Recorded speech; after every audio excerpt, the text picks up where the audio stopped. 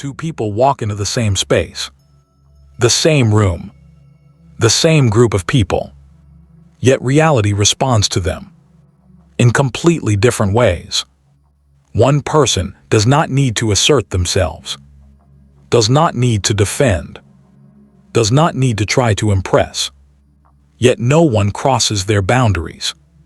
The other, even when polite, hardworking, and highly capable, is constantly interrupted, overlooked, treated as if they can be pushed aside at any moment. This is not random. It is not a matter of personality or fate. It is the direct result of the state each person carries into that space. Reality does not operate based on words or conscious intention. It responds to something far more subtle. The baseline state, your nervous system, emotions, and underlying beliefs are holding at the moment you arrive. In Quantum Mnifest Hub, respect is not a social reward. It is the natural reflex of a stable field. When someone enters a room with a tense nervous system, waiting for approval, unconsciously scanning others' reactions to adjust themselves, their field emits instability. No one needs to deliberately harm them. Reality automatically tests the boundary. The first interruption appears, a joke goes a little too far, a last-minute cancellation happens. These moments don't arise because people are bad or careless. Often they happen because the space itself isn't yet steady enough to hold clear structure around it. In contrast, there are people who enter a space carrying a very different quality, not arrogance, not distance, but a quiet steadiness. They aren't seeking validation. They aren't bracing for judgment. They aren't trying to prove anything. Their nervous system is settled, not closed to life, but closed to unnecessary noise. Their presence has gentle edges. And reality, like any responsive system, seems to notice this immediately. No explanation is required. No performance is needed. It isn't about what they do, but the state they bring with them.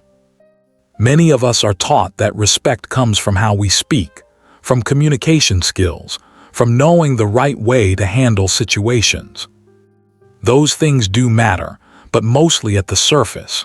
They tend to work best when something deeper is already stable.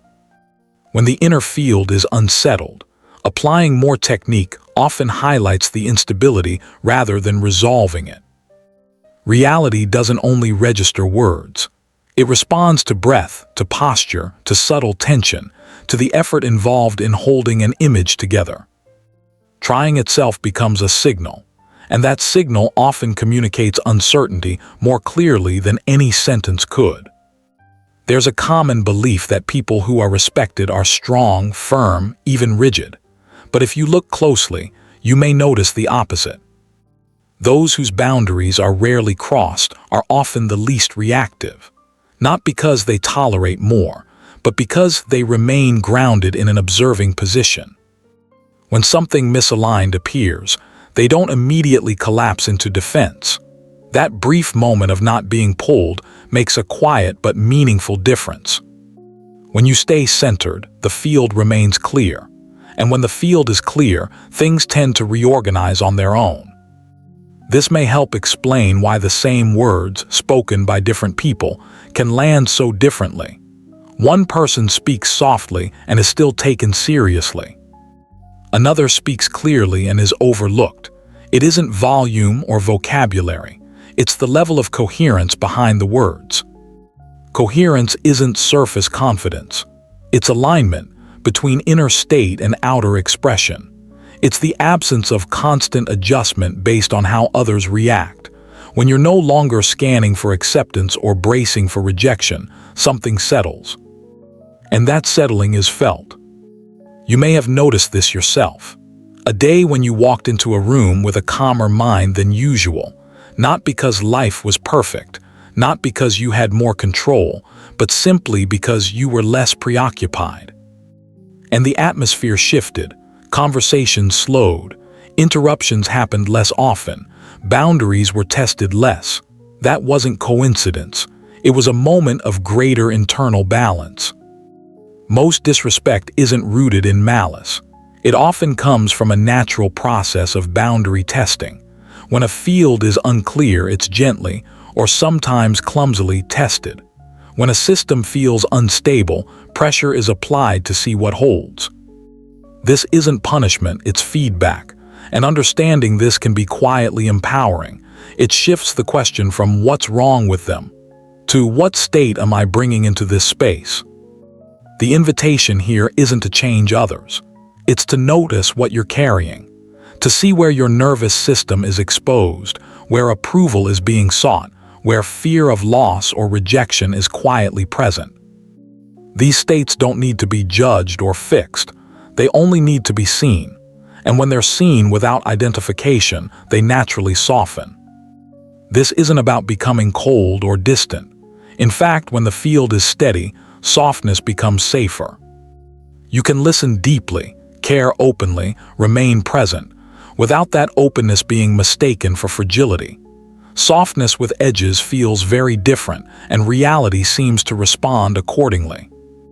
The difference between those who are consistently respected and those who struggle for it often isn't found in behavior. It's found in the state that precedes behavior. When you begin to sense that the deeper exchange happens before words, the need for tricks and strategies gradually fades. Reality doesn't respond to arguments or explanations as much as we think. It responds to what exists before speech, the baseline state in the body, the breath, the quiet way someone occupies space. This is easy to miss, especially in a world focused on performance and persuasion. The same sentence spoken from two different states can create completely different outcomes, not because the words change, but because the field behind them does. When someone speaks while checking for approval, anticipating rejection, or trying to manage how they're perceived, that tension is felt, even if no one can explain why. Bodies respond before thoughts do. Fields meet before language arrives. And when someone speaks from a settled place, without needing agreement, without trying to win, without waiting to be affirmed, the room often shifts. Conversations slow. Attention gathers naturally, not because anyone is persuaded, but because stability doesn't pull. It allows. Perhaps the deeper misunderstanding is trying to refine the surface while the foundation remains strained. Skills can be helpful, but they can't replace inner coherence. Reality isn't impressed by polish. It responds to alignment. Coherence isn't excitement or bravado.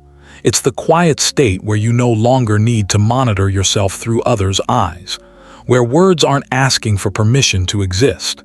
In that state, speech carries less force, but more weight. There's a gentle paradox here. The harder we try to be heard, the harder it becomes. The more we try to prove something, the more resistance we meet. Not because people are unkind, but because effort creates noise, and systems respond to noise by testing it. When this becomes clear, respect stops feeling like something to chase. It becomes a byproduct of steadiness, a natural response to a field that no longer needs to be managed. If something in you feels recognized while reading this, if it touches a familiar exhaustion from always trying, pause for a moment. This isn't meant for everyone. It's for those who are ready to stop straining and start standing more quietly within themselves. And when you understand that reality doesn't truly listen to words, you may find yourself using fewer of them, trusting instead the state from which they arise. You begin to notice your state before speaking. You start sensing those small moments when the body tightens, when attention drifts outward, when there is a quiet waiting for response or a subtle worry about being dismissed. And simply by noticing this, something begins to settle. You don't need to force calm. You only need to see the unrest. When that unrest is seen without judgment or identification, coherence starts to form on its own.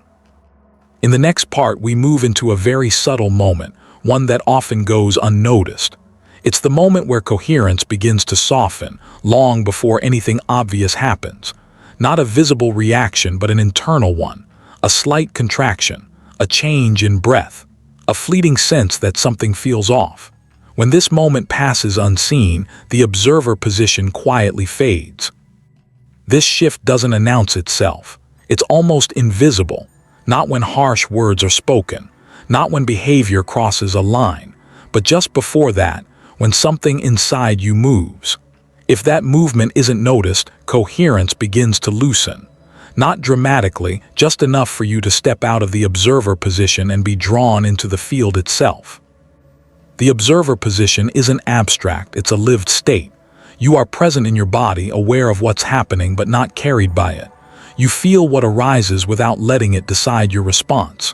In that state, choice is still available. But when reaction comes too quickly, that choice narrows. The body takes over. Emotion speaks first. And reality responds to that shift immediately. Most people think the difficulty lies in what they say or do after being disrespected. But the deeper shift often happens earlier. The moment you feel touched, unsettled, or pulled away from inner stillness, even before words form, the field has already changed. And when the field changes, the interaction follows. Reaction isn't only anger or confrontation.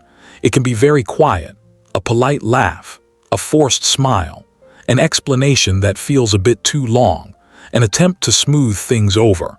All of these are forms of reaction, and they tend to send a similar message. Something moved me, and now I'm trying to manage it. From this point, entanglement begins. You're no longer observing the interaction, you're inside it, adjusting to it. And when that happens, the system often continues to test, not to harm, but to sense where the structure truly is. There's a difficult but gentle truth here. Those who experience repeated boundary crossings are often highly sensitive and quick to respond, not because they lack strength, but because their nervous system is alert and ready to repair. That impulse to fix is understandable, and yet it's often that very impulse that softens coherence. When you react immediately, the external action gains influence over your inner state, and influence naturally flows toward whatever can shift state. Those who remain in the observer position aren't numb or detached. They feel clearly. They simply allow a small pause to exist between what happens and what they do. That pause isn't created by effort or technique. It grows from a deeper orientation, the understanding that your state does not have to be determined by external behavior. When this understanding is held gently over time, the nervous system learns not to rush forward. And in that slowing, coherence remains intact. You may have seen this in your own life. There are moments when something sharp is said, yet you remain steady, and the situation doesn't escalate. Sometimes the other person even softens, and there are other times when a small comment unsettles everything. Not because the comment was heavier, but because your inner state at that moment was already tender. Holding the observer position isn't avoidance. It's a quiet form of authority. From there, you can speak clearly without emotional charge. You can set a boundary without defensiveness. You can remain silent without withdrawing. But this becomes possible only when you're not responding from an activated body. Most people don't lose the observer position on purpose. They lose it because no one ever pointed out that this small moment exists.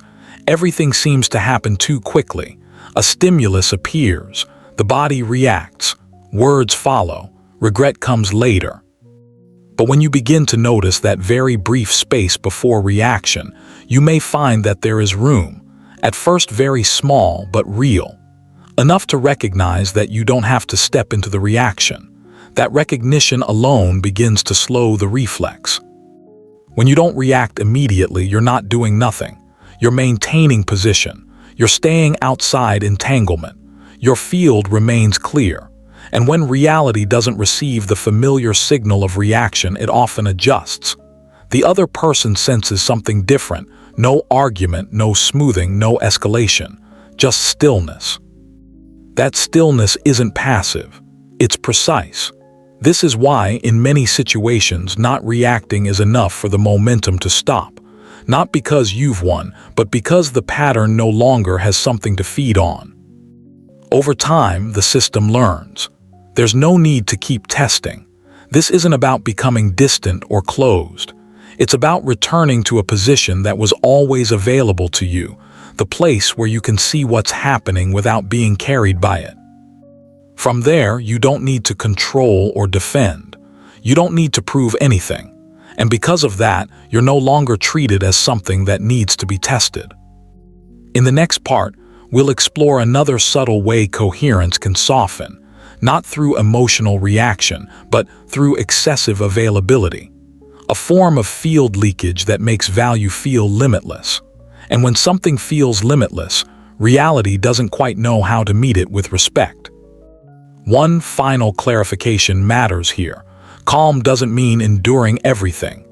Stillness isn't the same as tolerance. The state we're pointing to sees misalignment very clearly. It simply doesn't get pulled into its emotional current. From that clarity, a small action may arise, not to argue or dominate, but to restore alignment. Coherence isn't silence. It's consistency between what you sense inside and what you allow outside. When something feels wrong inside and is allowed to continue outwardly, misalignment forms. That misalignment creates noise, and noise invites continued testing. In contrast, when you name what's happening simply, without excess emotion, without explanation or justification, coherence often returns immediately. And when coherence is present, the field settles. You don't do this to teach someone a lesson. You do it to help the field return to balance. In this work, naming isn't really about social communication. It's a way of gently reshaping the field itself. If you observe closely, the difference becomes clear. When someone feels disrespected and reacts strongly, the field often becomes unsettled. There's push and pull, defense, explanation, escalation. But when someone simply names what's happening, nothing more, nothing less, the field often grows very quiet. There's little to argue with, little to push against. The other person is left face to face with the behavior itself, without an emotional grip to respond to. What gives this its effectiveness isn't the wording, it's the state from which it's spoken. If naming comes from anger, hurt, or a need to be right, the field remains tense. But when it comes from the observer position, from a place of calm registration, coherence stays intact.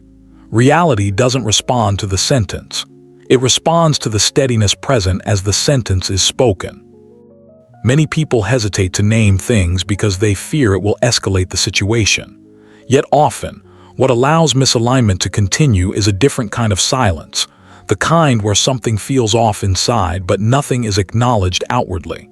When that happens, the field quietly learns that the misalignment is acceptable, and once accepted, it tends to repeat, not out of malice, but because there's no clear signal guiding the system back into balance. Naming doesn't require many words.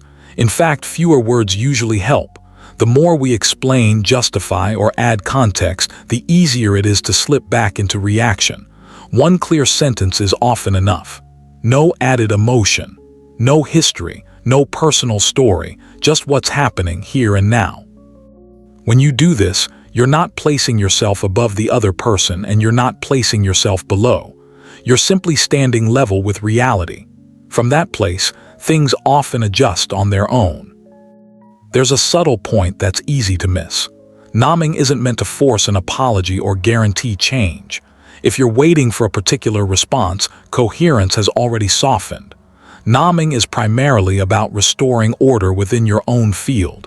If the other person adjusts, that's information. If they don't, that's information too. Either way, you remain intact. When coherence is held, you often don't need to name things repeatedly.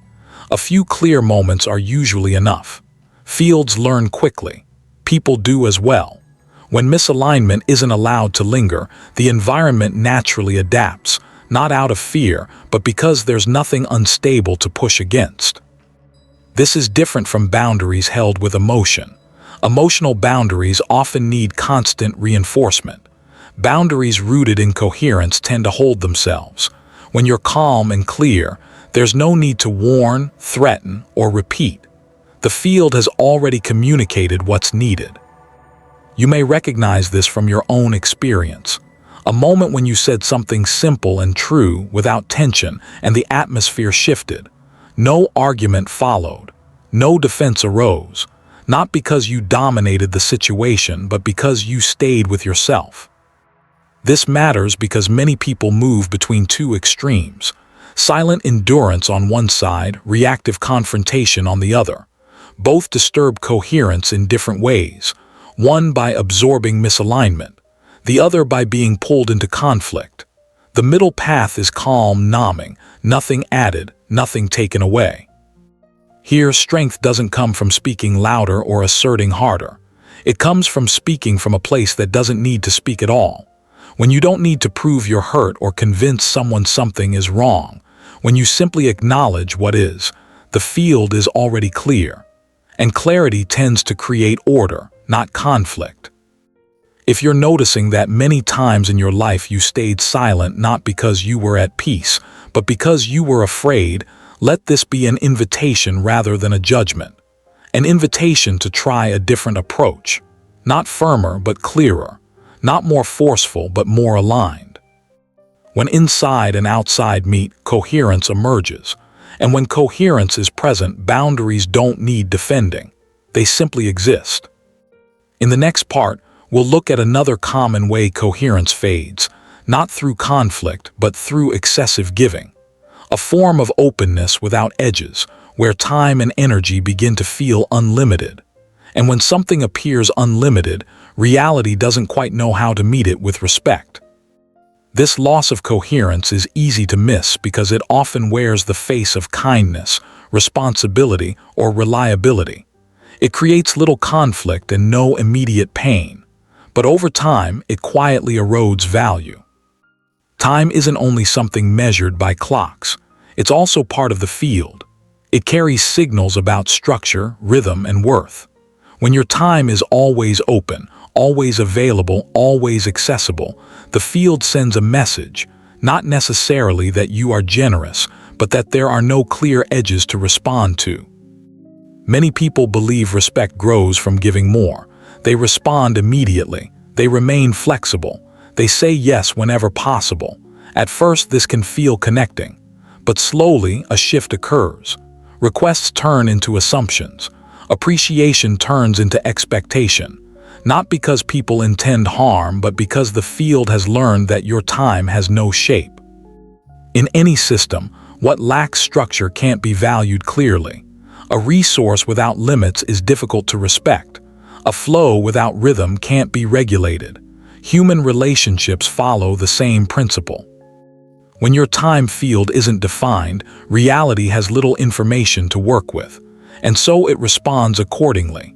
This is why someone who is busy but grounded is often approached with care, while someone who is always available is sometimes taken for granted.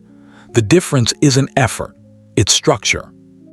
And structure, when held gently, allows respect to form on its own. One field moves with rhythm. The other allows time to be bent by external demand. A defined time field isn't created by appearing busy or withholding for effect.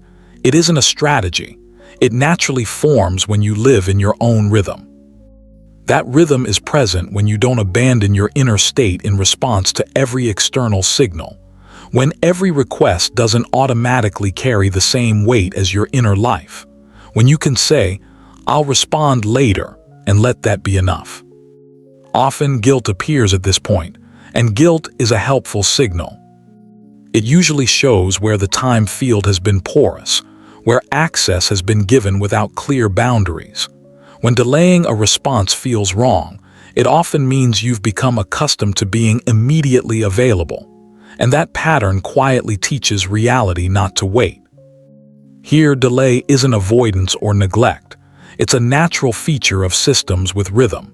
Every stable system has some delay. Not everything is instantaneous. Not everything is immediately accessible. When you allow a natural pause without apology or justification, the field begins to regain structure.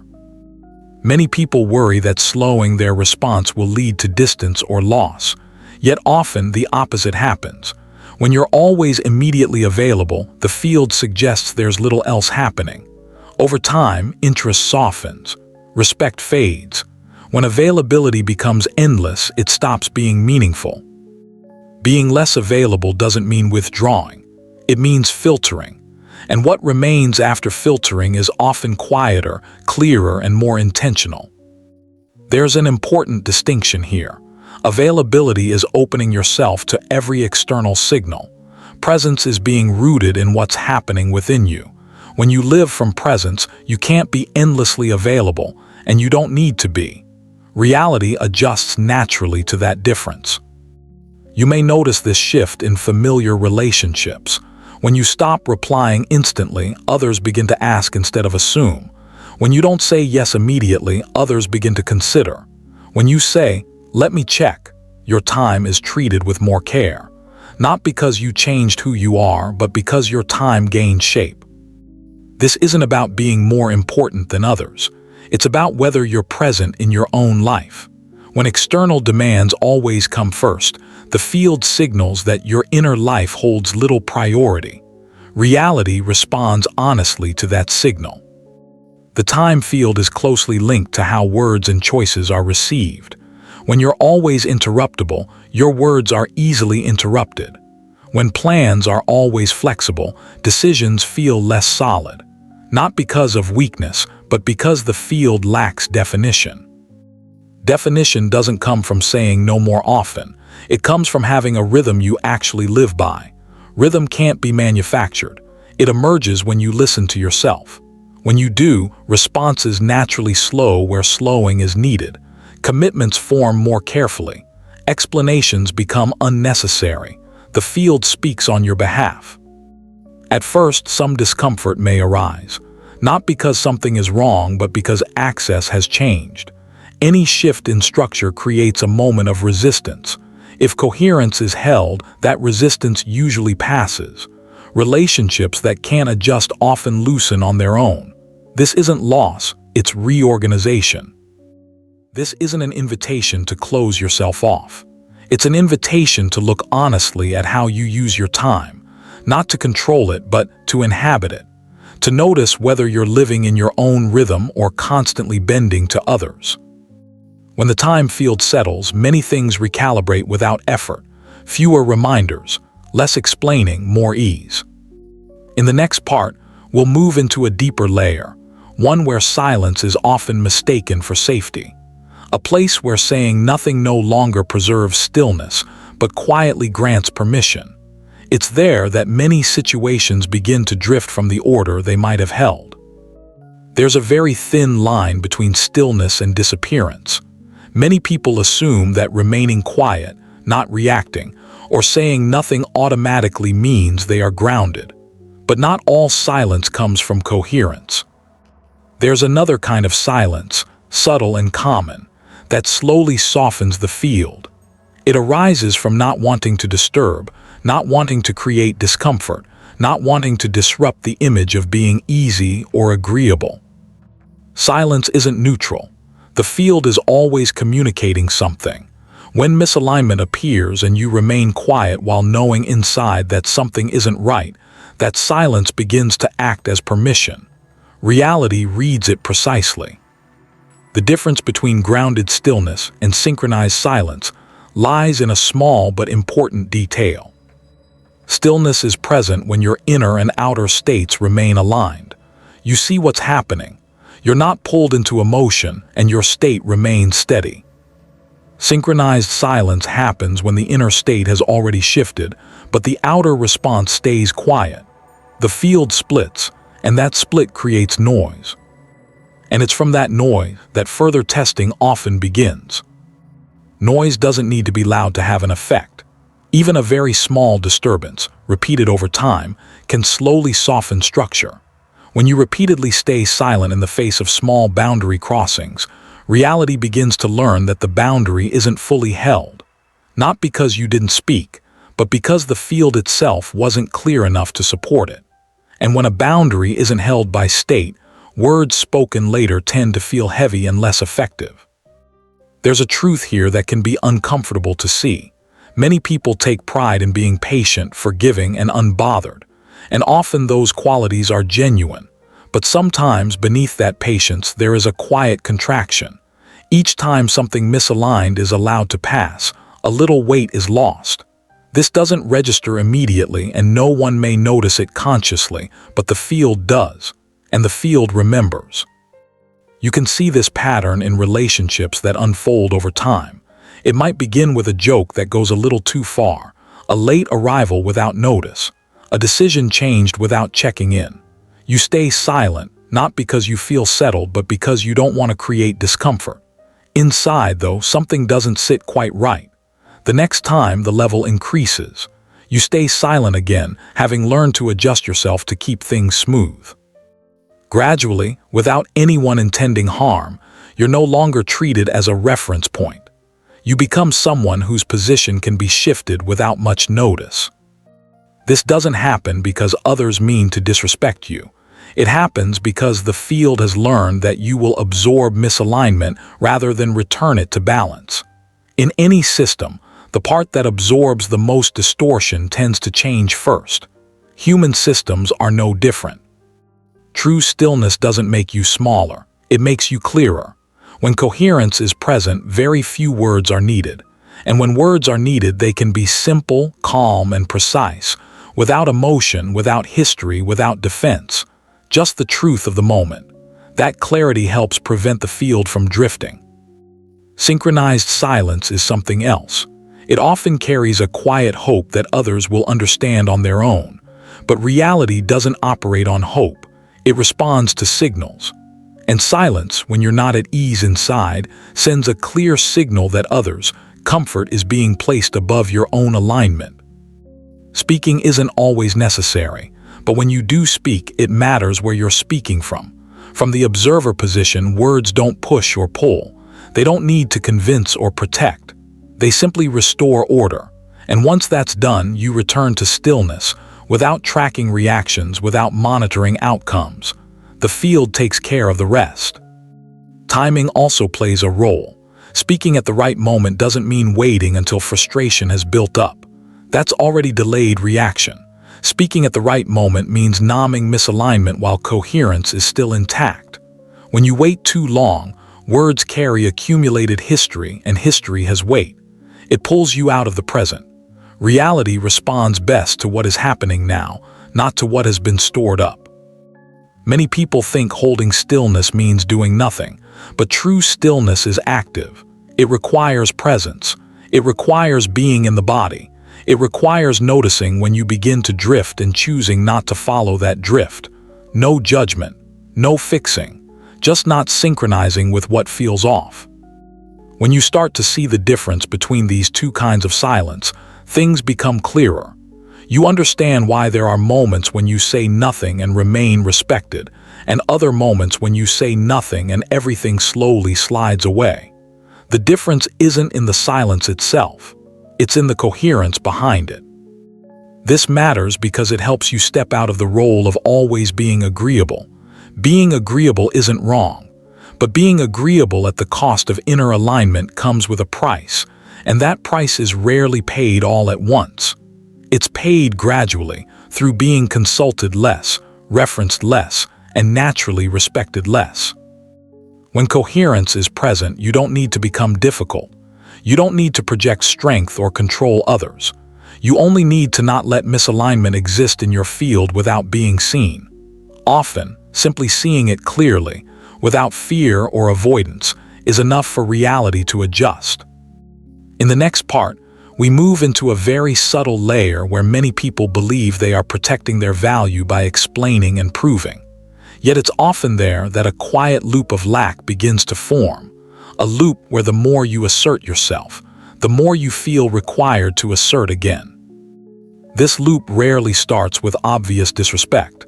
It begins much earlier, in the moment you start explaining why you're right, explaining why your choice makes sense, explaining why you deserve respect. In that moment, nothing dramatic happens. No one challenges you openly, but the field shifts. Once the field shifts toward lack, reality begins to respond in a way that asks for more proof. Value isn't created through argument. It grows from coherence. When you feel the need to defend a decision, it's often not because the decision is wrong, but because authority has quietly been placed outside yourself. A grounded person isn't someone who is always right. It's someone who doesn't need agreement to remain steady. When someone is questioned and immediately offers reasons, credentials, or history, it can feel like strength. But at the level of the field, each added justification signals effort, and effort signals instability. There's a gentle paradox here. The more someone speaks about their value, the more that value is questioned. The more someone tries to persuade, the less trust is felt. Not because others are unkind, but because a field of lack naturally invites testing. Many people learn this pattern early. They learn that explaining avoids misunderstanding, proving gains acceptance, and defending creates safety. And for a while it works. But over time, the cost accumulates. Reality learns that your value requires constant confirmation. Anything that needs constant verification never feels fully stable, and anything unstable tends to be tested, not to harm it, but to see if it can hold. When you explain too much, you unknowingly invite more questions. When you prove too much, you open the door to the next doubt, and the loop continues. Stillness appears when you stop playing this game, not by resisting, not by appearing superior, but by not entering it. When you're questioned and your body remains relaxed, you can answer briefly. No excess detail, no defense, just enough to reflect ease, and then you stop. You don't watch their reaction. You don't add reasons. You don't supply evidence. This can feel uncomfortable at first because it touches the fear of being judged. But that fear doesn't originate with others. It comes from the habit of measuring yourself through external eyes.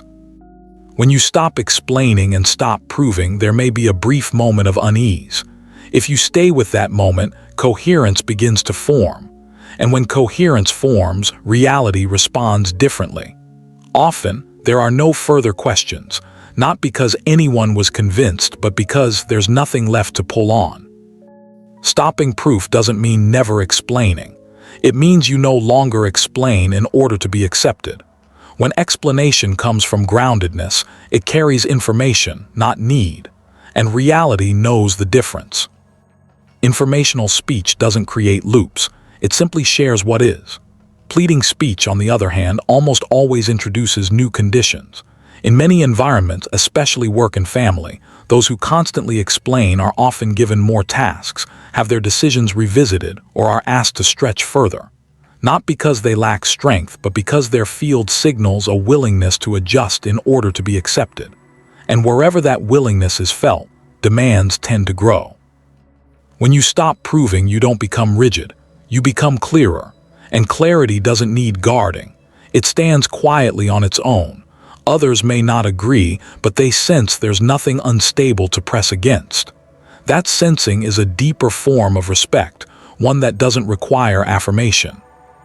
This matters because it touches something subtle that many people never notice. It's rarely a lack of value that creates difficulty. More often, it's the repeated signal that value needs confirmation. When that signal softens, nothing dramatic happens. You don't become elevated or superior.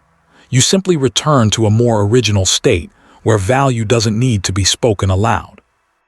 In the next part, everything that's been explored begins to connect, not as a summary, but as a recognition of a common state that forms when certain patterns fall away. When you stop reacting automatically, stop keeping your time endlessly open, stop remaining silent while internally misaligned, stop explaining in order to be accepted, something very quiet begins to emerge. When these movements settle, a new state appears, often unnoticed at first. It doesn't arrive with clarity or triumph. It doesn't feel special. It simply appears, almost unannounced. Yet from that point on, the way reality responds to you begins to shift in a consistent way. This shift isn't the reward for doing something correctly. It's the natural result of no longer leaking energy through constant repair, defense, or self-adjustment. The stillness that forms here isn't empty. It has shape, a kind of steadiness that doesn't require effort to maintain. When you no longer react immediately, no longer offer unlimited access to your time, no longer stay silent while feeling misaligned, no longer explain to secure acceptance, energy stops flowing outward. It begins to gather.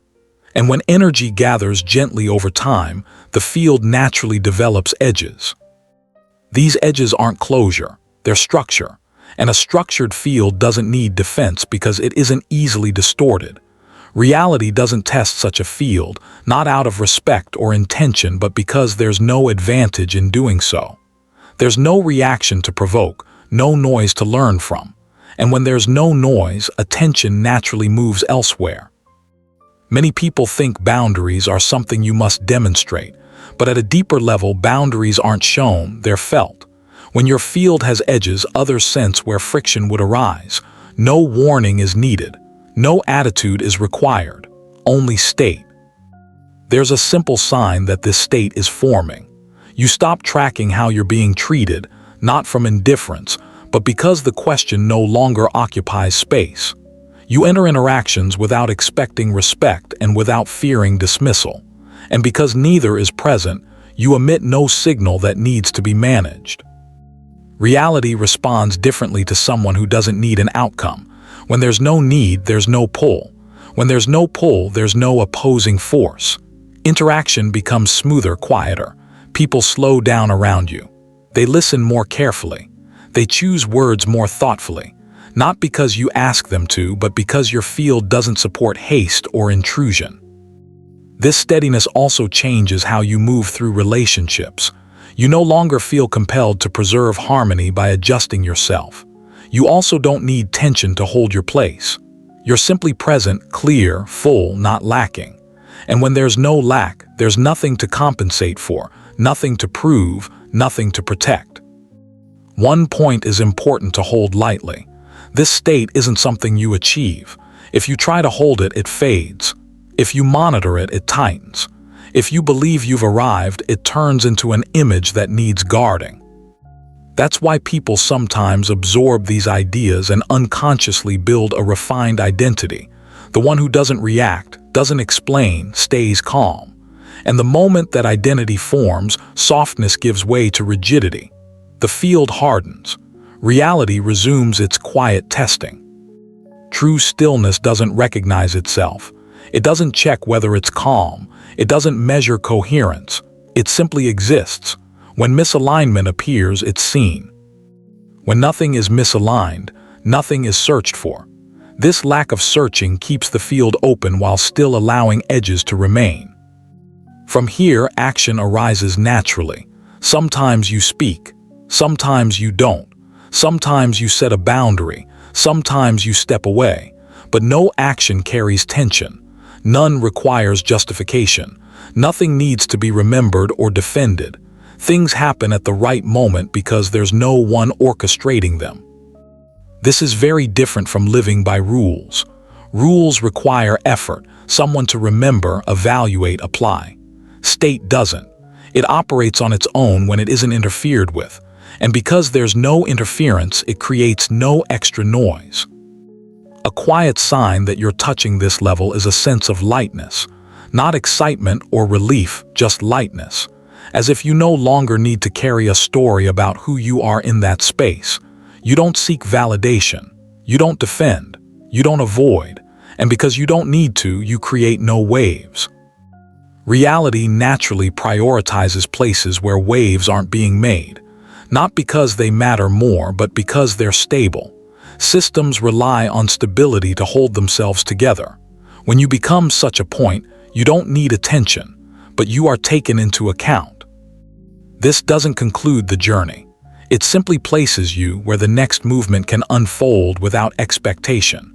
What follows isn't about how to live or how to improve. It points toward a moment where even the need to hold a state dissolves. A moment where you no longer need to fix yourself for reality to respond with respect. Because from there, respect becomes a small reflection of something much larger, an undivided presence. There is a point that's difficult to describe, where the entire direction shifts, not through a new insight or lesson, but through the quiet dissolving of the need to operate in any particular way at all. In this moment, you no longer ask whether you should react or not react. You no longer weigh whether to hold boundaries or soften them. You no longer check whether you are maintaining coherence. Those questions simply fade, not because you finally answered them, but because there is no longer anyone left who needs to ask. Most people live inside a very subtle loop of self-observation, watching themselves closely, noticing whether they are doing things correctly or incorrectly, checking whether their state feels stable, whether they are drifting from what they've learned. And while this seems responsible and conscious, it often hides something else. The act of observing has quietly become another form of control. It is a gentle form of control, reasonable, almost invisible, yet it is enough to prevent the field from ever becoming fully still. At this level, what needs to be seen is not behavior, reaction, or boundaries, but the one who is trying to manage them. As long as there is a center attempting to regulate state, the field cannot fully self-balance. Any system that is constantly monitored is never trusted to operate on its own. In Quantum Mnifest Hub, self-balance arises only when there is no one left trying to adjust.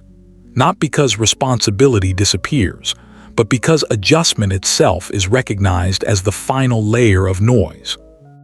When interference stops, reality does not become chaotic. It begins to reorganize with surprising precision, not according to preference or intention, but according to its own quiet order. Many people touch stillness and then feel it slip away, not because they failed, but because they tried to keep it. The moment a state is believed to need maintenance, it becomes an object, and any object creates distance. That distance is where tension begins. At this depth, letting go is no longer about behavior. It is about letting go of the one who lets go, letting go of the center that wants to live correctly, to apply understanding, to stay aligned. When that center relaxes, direction is not lost. Instead, a gentle clarity appears. There are no instructions, yet there is no confusion. You no longer feel that you are practicing anything. You are not applying a framework. You are not trying to live in a particular way. You simply live. And within that living, the reactions that once arose no longer find a place to attach. Not because they are blocked, but because the ground they depended on is no longer there. This is difficult to express in language because language assumes someone is doing something. But at this level, nothing is being done. There is simply what is happening. And when there is no separation between the observer and what is observed, the field becomes seamless. One thing you may notice is that respect is no longer a topic in your life. Not because you are respected more, but because you are no longer positioned where respect needs to be tested. You no longer emit signals that require validation. You no longer stand inside structures where power must be negotiated. As a result, the interactions that remain tend to be simple and low in noise. If someone behaves out of alignment, there is no urge to react and no urge to endure. If action occurs, it arises naturally, without planning and without analysis afterward. It comes from order, not from ego. And because ego is not involved, the action leaves no residue. A clear sign of this level is that you stop telling the story of your journey, not because it disappears, but because it no longer carries weight. You no longer use it to define yourself, to measure progress, or to separate yourself from others. When the story drops, comparison drops with it. You also stop avoiding difficult situations, but you don't seek them either. You are no longer protecting a state. You are living within one that does not require protection. And when there is nothing to protect, reality has no reason to test. This matters because without passing through this layer, everything before can quietly turn into an endless self-improvement loop, a refined version of doing it right, more peaceful, more aware, but still effortful. Quantum Mnifest Hub is not about becoming a perfect operator. It points to the end of the operator. When there is no operator, state operates itself. And when state operates itself, reality no longer needs to correct you. Nothing new is added here. We simply look at what was always present but often overlooked because it felt too ordinary. You never needed to learn how to be respected. You only needed to stop leaving yourself. Everything shared earlier was never meant to create a new identity or add skills. It pointed only to small moments where you quietly stepped away from your natural position, and how to stop doing that. When there is no more withdrawal, nothing else needs to be added.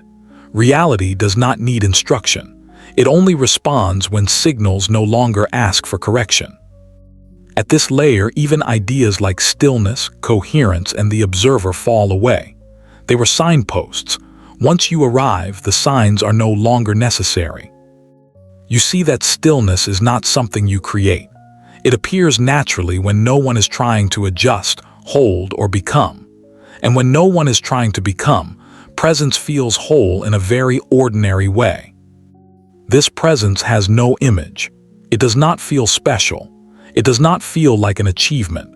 It carries a quiet sense that nothing needs fixing, not because everything is perfect, but because there is no longer someone standing outside, evaluating. When you enter a space from here, you carry no story, no lesson, no intention to perform. You are simply there, and reality responds not with admiration but with ease. Interactions carry less friction. Misunderstandings arise less often. Testing decreases, not because you became untouchable but because there is nothing left to test. No hard edge to collide with, no softness to push through. Only clarity that does not need protection. You also stop worrying about whether you are living correctly. You no longer review every reaction or replay conversations, not because you stopped caring, but because there is no one left managing the flow. When control dissolves, the flow finds its own path, and that path is usually very precise. This does not make you passive. Action still happens cleanly and directly. You speak when speaking is needed. You leave when leaving is needed. You stay when staying is needed. But no identity attaches to the action. And because there is no identity, nothing lingers afterward. Respect at this level is not something you notice. It's like air.